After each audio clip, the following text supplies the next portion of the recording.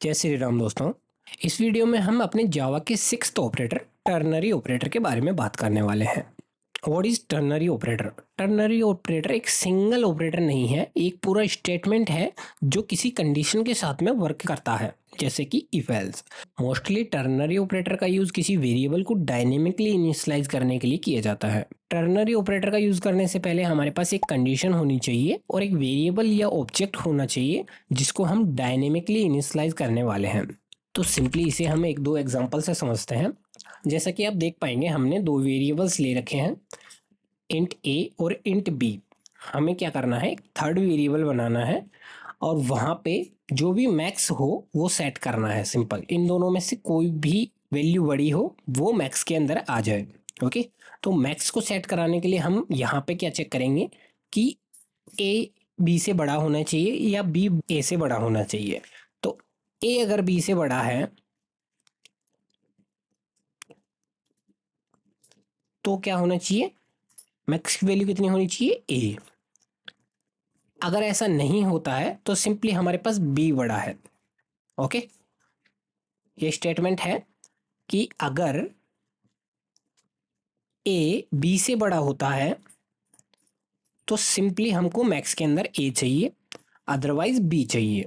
Okay, अब अगर हम साउट कराते हैं इसको, मैक्स को, तो आप देखेंगे यहाँ पे हमारे पास जो भी ग्रेटर वैल्यू होगी वो अपने आप आ जाएगी, मैक्स के अंदर इनिशियलाइज हो चुकी है। मैं रन करता हूँ प्रोग्राम को, तो आप देखेंगे हमारे पास ग्रेटर वैल्यू 20 थी और जो कि मैक्स के अंदर आ चुकी है। अगर सपोज करो मैं यहाँ पे 10 को 40 कर देता हूँ और मैं रन करता हूँ सिंपली, तो आउटपुट में हमारे पास 40 आ जाएगा। अगर मैं बी की वैल्यू को बड़ा कर देता हूँ और फिर से रन करता हूँ प्रोग्राम को, तो आप देखेंगे मैक्स के अंदर हर बार बड़ी वैल्यू आ रही है। तो किसी भी वेरिएबल को डायनेमिकली इनिशियलाइज कराने के लिए हम टर्नरी ऑपरेटर का यूज करते हैं। इस स्टेटमेंट को हम इस तरीके से भी लिख सकते थे कि if A greater than B, then जो हमारा मैक्स है वो होगा ए, एल्स मैक्स की वैल्यू हो जाएगी बी। ओके, तो ये दोनों स्टेटमेंट सेम ही है। अगर मैं इसको भी कमेंट करता हूं, टर्नरी ऑपरेटर वाले को कमेंट करता हूं और यहाँ पे सिंपल एक वेरिएबल ले लेते हैं अपन 0। अभी हमको डिफॉल्ट वैल्यू डालनी पड़ रही है मैक्स के अंदर, इस केस में हमको डिफॉल्ट वैल्यू नहीं डालनी पड़ती है। ओके, इसके अंदर डायनेमिकली क्रिएट होके आती है जिस भी कंडीशन के बिहाफ पे अपन चेक करते हैं। ओके, अभी हमको मैक्स के अंदर एक डिफॉल्ट वैल्यू डालनी पड़ी है, उसके बाद में हमने इनिशियलाइज किया है इफ एल्स के केस में। तो मैं सिंपली रन करता हूं प्रोग्राम को, तो आप फिर से देखेंगे हमारे पास जो भी मैक्स वैल्यू है वो आउटपुट में आ जाएगी। यहाँ पे अगर मैं 80 कर देता हूँ ए की वैल्यू को, तो हमारे पास आउटपुट में 80 आ जाएगा। तो टर्नरी ऑपरेटर इसी तरीके से वर्क करता है। बट टर्नरी ऑपरेटर का फायदा क्या है कि टर्नरी ऑपरेटर के केस में ये कोड सिंगल लाइन में हमने लिख दिया है, हमको मल्टीपल लाइंस लिखने की नीड नहीं पड़ी। ओके, तो मैं सिंपली इसको हटा देता हूं और इसको मैं कर देता हूं कमेंट। ओके, मैं फिर से प्रोग्राम रन करता हूं तो हमारा मैक्स आएगा 80। एक एग्जांपल और देख लेते हैं। यहाँ पे सिंपली मैं क्या करता हूँ, एक वेरिएबल बनाता हूँ, नेम इक्वल नल। ओके, और यहाँ पे एक वेरिएबल डालता हूँ योर नेम नाम से, और यहां चेक करा देता हूं कि नेम अगर नल है तो सिंपल हमको क्या करना है, नेम को सॉरी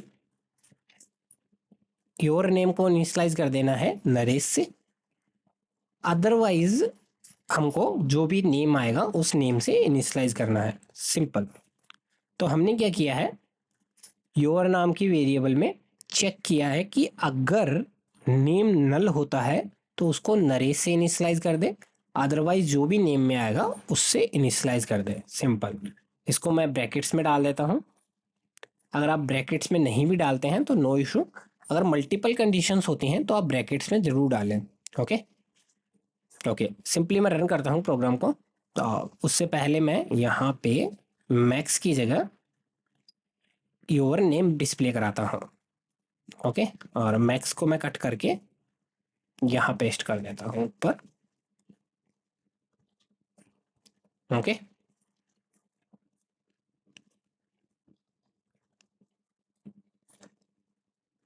सिंपली मैं प्रोग्राम को रन करता हूँ। हमारे पास नेम की वैल्यू है नल और हमारे पास आउटपुट आया है नरेश। हमने चेक किया था कि नेम की वैल्यू अगर नल होती है तो हमारे पास आउटपुट आना चाहिए नरेश, अदरवाइज अगर नेम में कुछ आता है तो हमारे पास वो नेम डिस्प्ले हो जाएगा। तो मैं नेम के अंदर ही यहाँ डाल देता हूँ कुछ भी, नल को जस्ट मैंने स्ट्रिंग बना दिया है। नल स्ट्रिंग में और नल एक वैल्यू अलग होती है। नल अगर आप स्ट्रिंग में लिखते हैं तो वो एक स्ट्रिंग में एक्चुअल वैल्यू होगी। ओके, वो नल नहीं मानी जाएगी।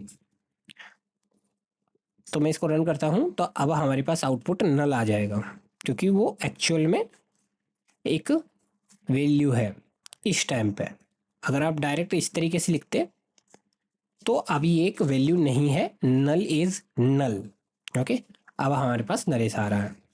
हाँ, इसको अगर आप चेक कराना चाहें कि हमारे पास स्ट्रिंग में भी नल आए तो हम ऑल्सो इक्वल्स भी लगा सकते हैं, यहाँ पे डबल कंडीशंस लगा सकते हैं और नेम डॉट इक्वल्स नल, तो हमारे पास नरेश आना चाहिए। अब हमारे पास आउटपुट आएगा नरेश, नो इशू।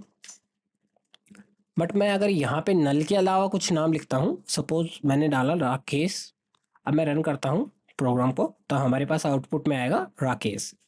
ओके, क्योंकि इस बार नेम नल नहीं है और न ही स्ट्रिंग में नल है ये, तो हमारे पास आउटपुट आएगा जो भी नेम होगा।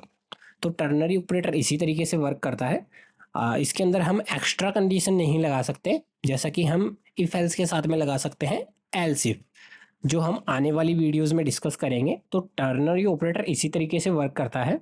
मुझे उम्मीद है कि ये वीडियो आपको जावा में टर्नरी ऑपरेटर समझाने में मददगार रहा होगा। अगर आपका अभी भी कोई सवाल है तो आप कमेंट में ज़रूर पूछें। आज के लिए इतना ही, धन्यवाद।